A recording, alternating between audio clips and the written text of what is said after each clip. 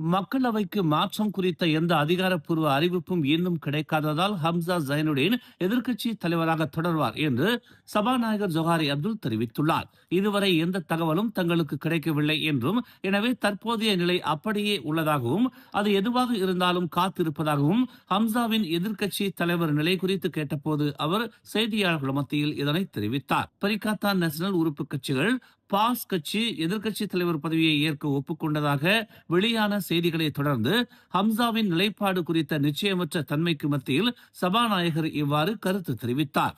இருப்பினும் பாஸ் கட்சியின் பொதுச் செயலாளர் தக்கியுddin ஹசான் பின்னர் எந்த இறுதி முடிவும் எடுக்கப்படவில்லை என்றும், இந்த விஷயத்தில் ஆலோசிப்பதற்கு கட்சிக்கு நேரம் தேவை என்றும் கூறினார். கட்சித் தலைவர் முகைதீன் யாசின் உடனான தலைமை மோதலின் போது கடந்த பிப்ரவரி 13 பெர்சாத்துவிலிருந்து ஹம்சா வெளியேற்றப்பட்டதில் இருந்து அவரது நிலைப்பாடு இழுபறியில் உள்ளது என்பது குறிப்பிடத்தக்கது. மேலும் செய்திகளை தெரிந்து கொள்ள தமிழ் மலர் இணையதளம், தமிழ் மலர் செயலி மற்றும் மலர் டிவி யூடியூப் சேனலை வலம் வாருங்கள்.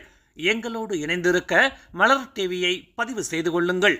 உறவுகள் மகிழ்ந்திட விருப்பம் மற்றும் பகிர்வு சேவையை சொடுக்கிடுங்கள்.